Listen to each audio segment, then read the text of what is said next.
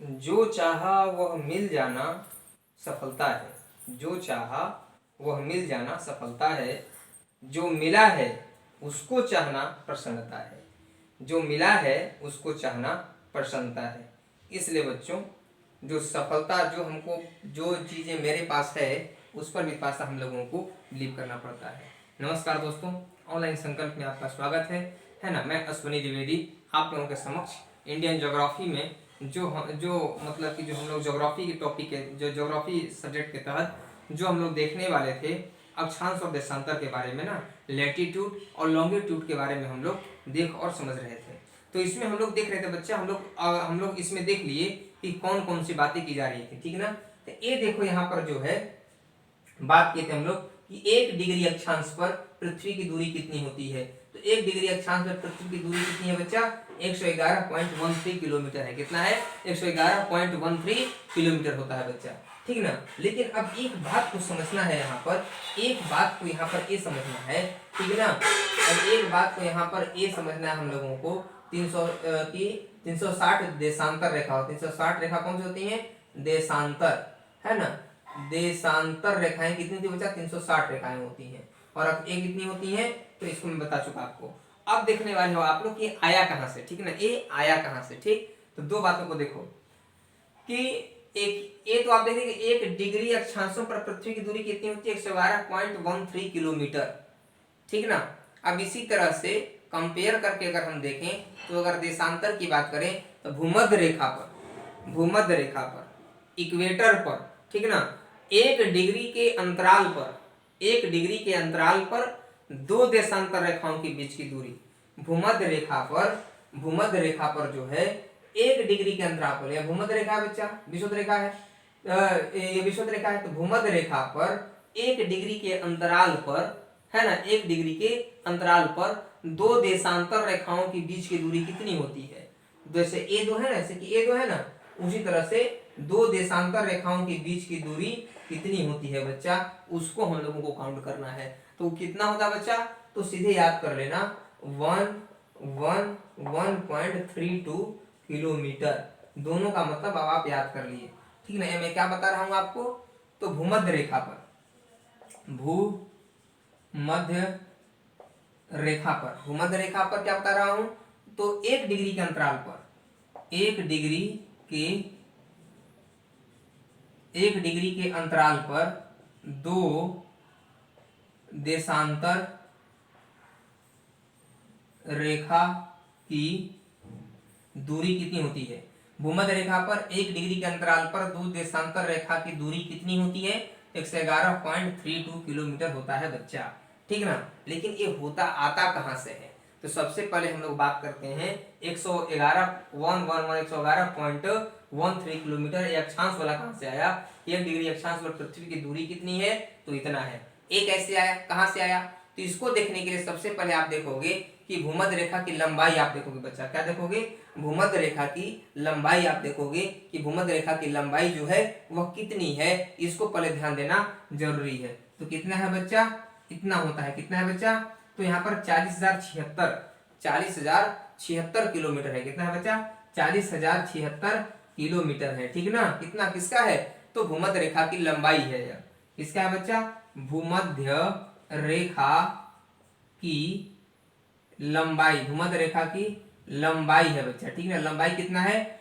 40,076, ठीक है, 40,076 किलोमीटर है बच्चा, 40,076 किलोमीटर, ठीक। अब इसे ये देखना है कि कितने देशांतर रेखाएं काटती हैं बच्चा, कितने देशांतर रेखाएं काटती हैं इसको। देशांतर रेखाएं कितनी काटती हैं? तो देशांतर रेखाएं काटती हैं बच्चा 360। कितनी काटती हैं? 360 देशांतर रेखाएं काटती हैं। तो 360 से अगर काट दोगे 40,076 को, 40,076 को अगर भाग दे दोगे तो आंसर तुम्हारा कितना आ जाएगा बच्चा? आंसर तुम्हारा प्राप्त हो जाएगा 111.32 किलोमीटर। तो ये क्वेश्चन पता चल गया ना कहां से आ गया? ये तुम्हें पता चल गया कि कहां से आ गया। तो ये तुमको हमेशा याद रखना है कि कहां से आ गया।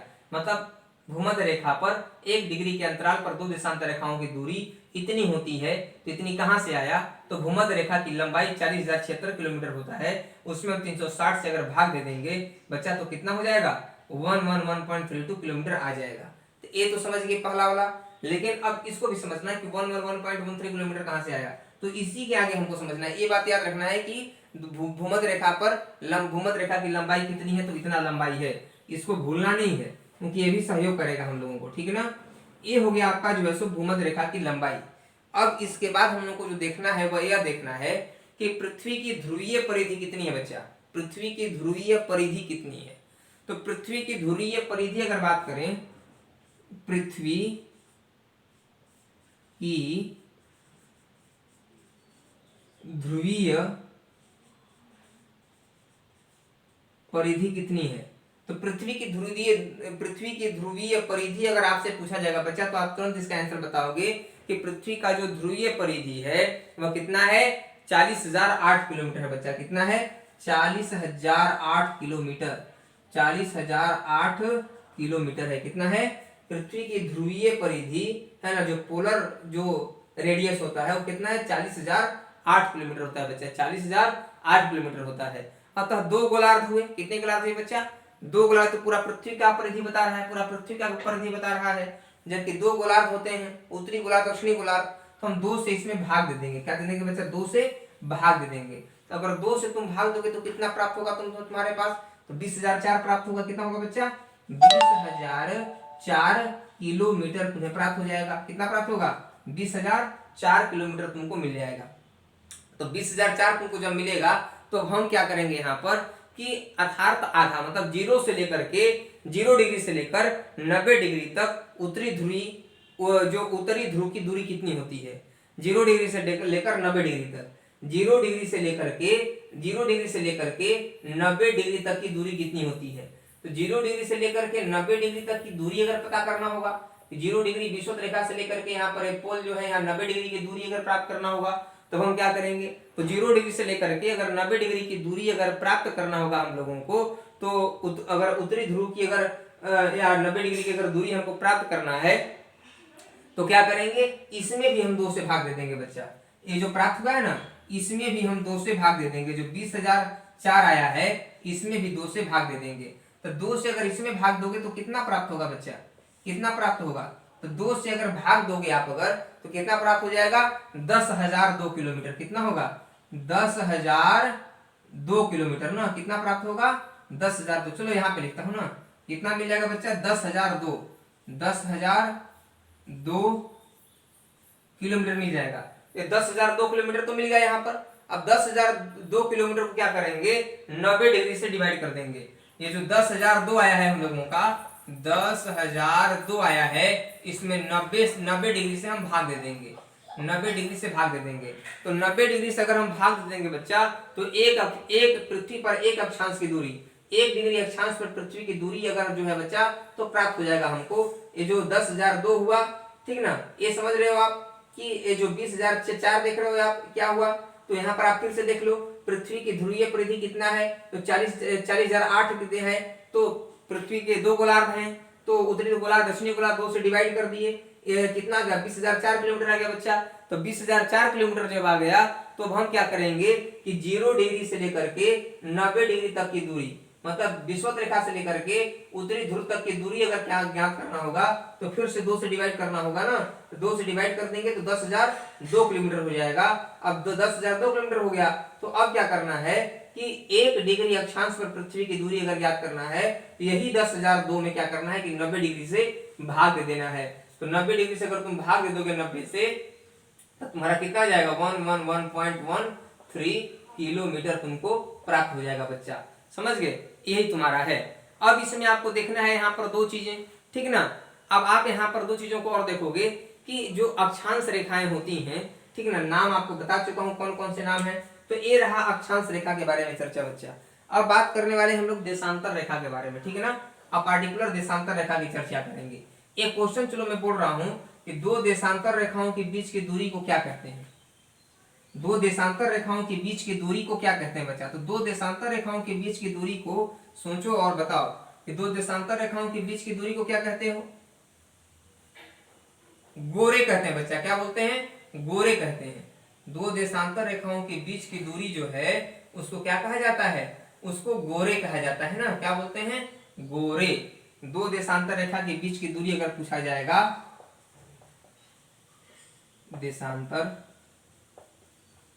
रेखा के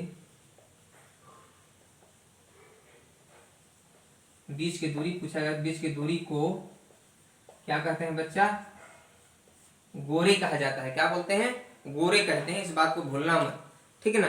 अब देशांतर रेखा में सबसे पहले आप याद रखेगो, रखना है तुमको यहाँ पर कि ए जो तुम्हारा देखो है 0 डिग्री है। क्या है बच्चा? ए 0 डिग्री है तुम्हारा, ए 0 डिग्री है। तो 0 डिग्री को क्या बोला जाता है? मैं तो पता है तुमको कि 0 डिग्री जो है यहाँ पर 0 डिग्री देशांतर, मतलब 0 डिग्री देशांतर को हम क्या कहेंगे? 0 डिग्री देशांतर को हम क्या कहेंगे बच्चा? तो 0 डिग्री देशांतर को कहा जाता है जीएमटी। क्या बोलते हैं इसे? जीएमटी बोलते हैं, बताया हूं तुम लोगों को। जीएमटी ग्रीनविच मीन टाइम इसे कहते हैं। क्या बोलते हैं? ग्रीनविच मीन टाइम बोलते हैं, ठीक ना। हाँ, तो ग्रीनविच मीन टाइम है यह। तो यह ब्रह्मांड का पूरा समय माना जाता है। यह क्या होता है बच्चा? यह पूरा ब्रह्मांड का समय है। ब्रह्मांड का समय इसी को माना जाता है, ग्रीनविच को। समझ में आ गया? इसी को माना जाता है। जो ग्रीनविच वेधशाला से गुजरता है, लंदन से होकर गुजरता है। यह रेखा लंदन से होकर, यहाँ लंदन से होकर के गुजरता है। यह लंदन से होकर गुजरता है। ग्रीनविच वेधशाला यहीं पे लंदन से होकर गुजर रहा है सीधे। समझा गया? लंदन से होकर गुजर रहा है। अब यहाँ पर समझना थोड़ा सा ये भी है हम लोगों को कि पृथ्वी 24 घंटे में कितना डिग्री घूमती है बच्चा? पृथ्वी जो है 24 घंटे में कितना डिग्री घूमती है? तो पृथ्वी जो है तुम्हारा वह 24 घंटे में कितना घूमती है बच्चा? 360 डिग्री घूम जाती है। घूम जाती है। कितना घूमती है बच्चा? पृथ्वी 24 घंटे में 360 डिग्री घूम जाती है। 360 डिग्री देशांतर, 360 डिग्री देशांतर घूम जाती है, क्योंकि इतना ही घूम रही है ना, तो 360 डिग्री देशांतर इस तरीके से वह घूम जा रही है। इसलिए पृथ्वी की घूर्णन गति क्या होगी? अब पृथ्वी की घूर्णन गति देखो क्या होता है। तो पृथ्वी 24 घंटे में 360 डिग्री देशांतर जो है सो घूम जाती है, ठीक है ना, घूम जाती है। तो 360 डिग्री देशांतर घूम जाती है। तो अब यहाँ पर ये देखना है हम लोगों को कि 360 डिग्री देशांतर जब घूम जा रही है तो पृथ्वी की घूर्णन गति कितनी है? पृथ्वी की घूर्णन गति कैसे ज्ञात करेंगे? तो पृथ्वी की घूर्णन गति अगर ज्ञात करना होगा हम लोगों को कि घूर्णन गति क्या है पृथ्वी का, तो अब क्या करोगे? सीधे सिंपल सी बात है, 360 बटा 24 कर दोगे। तो 360 बटा 24 अगर कर दोगे तो तुम्हारा अगर काटोगे तो कितना होगा? इसको अगर काटोगे तुम अगर तो कितना हो जाएगा बच्चा? तो देखो काटो, 2 से 2 कम 2, 2 दूना 4, ठीक ना। अरे 12 से काटो ना, 12 दूना 24 और 12 तिहाई 36 हो गया, 30 हो गया। तो 2 से 30 को काटोगे तो कितना होगा? 15 हो गया, मतलब 15 ऐसा लाया। तो मतलब पृथ्वी की घूर्णन गति कितना बचा?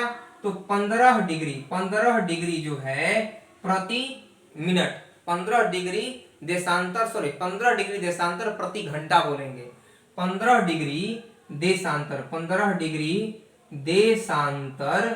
प्रति घंटा, 15 डिग्री देशांतर प्रति घंटा, मतलब 15 डिग्री देशांतर को पार करने में पृथ्वी को 1 घंटा का समय लगता है बच्चा। कितना लगता है? 1 घंटा का समय लगता है ना। या प्रति 4 मिनट में, अब देखो क्या करोगे, 15 से 60 में गुना कर दोगे तो 60 डिग्री 60 मिनट होता है ना। तो 1 घंटा इक्वल टू कितना हो गया बच्चा? 60 मिनट हो गया।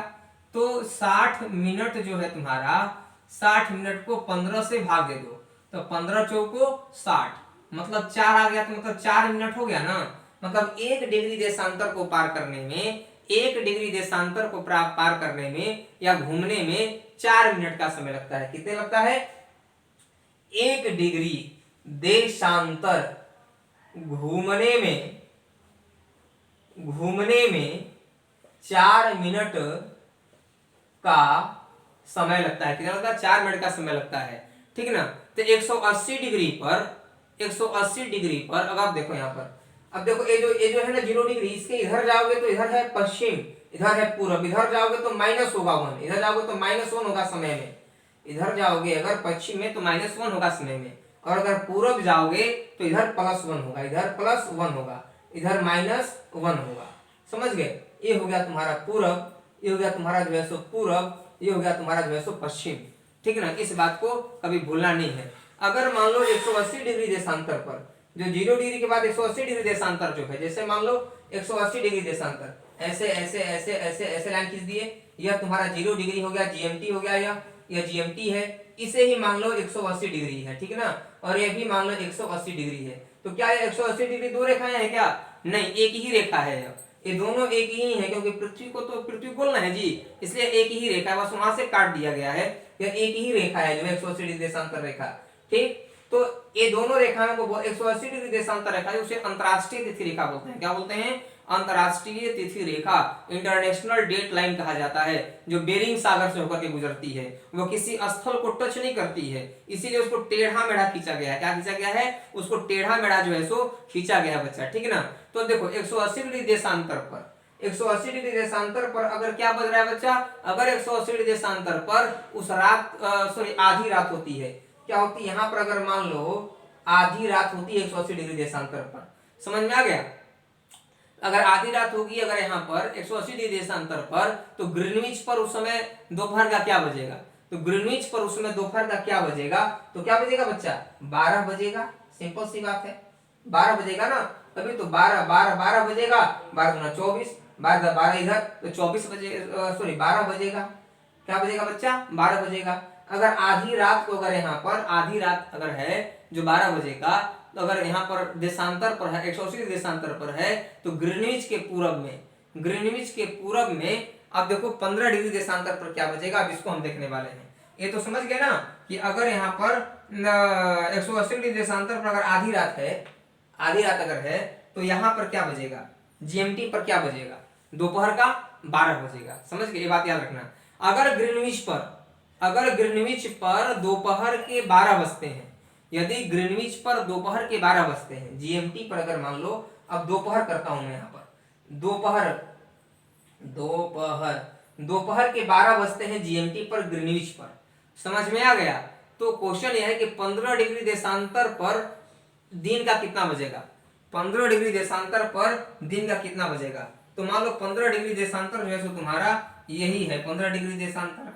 15 डिग्री देशांतर पर क्या बजेगा? अगर यहाँ पर 12 बजा है, तो 15 डिग्री देशांतर पर क्या बजेगा? तो 15 चौको 60, 15 चौको 60, 4 मिनट में 1 डिग्री पार करता है, तो कितना होगा? 15 चौको 60, मतलब 1 घंटा आगे, मतलब 12 बजेगा यहाँ पर, तो 15 डिग्री पर 1 बजेगा, फिर 30 डिग्री पर 2 बजेगा। इस बात को याद रखना है, ठीक है ना? तो ये बात हमेशा भूलना नहीं है कभी, क्योंकि ये बात अगर आपको याद रहेगा तो आप हमेशा क्वेश्चन जो है सो एग्जाम में सॉल्व करते रहोगे, और कभी भी आपको कोई भी कंफ्यूजन नहीं हो सकता है बच्चा। ठीक है ना, एक बात याद रखना कि ये तो आप समझ गए अब, ठीक है ना? तो 1 डिग्री से 360 डिग्री के मध्य एक दिन रात का अंतर पाया जाता है। कितना होता है? 1 डिग्री से लेकर के 360 डिग्री के मध्य जो है क्या होता है, जो एक दिन का अंतर जो है सो देखा जाता है और पाया जाता है बच्चा। ठीक है ना, तो ये आप अंतरराष्ट्रीय तिथि रेखा के बारे में भी देखा, आईएसटी के बारे में भी देखा। अब आपको मैं बता रहा हूं कि आप आज हम लोग अक्षांश देशांतर के बारे में पूरी तरह से पढ़ लिए। आज के लिए बस इतना ही। वीडियो को लाइक सब्सक्राइब शेयर जरूर कीजिएगा। नमस्कार।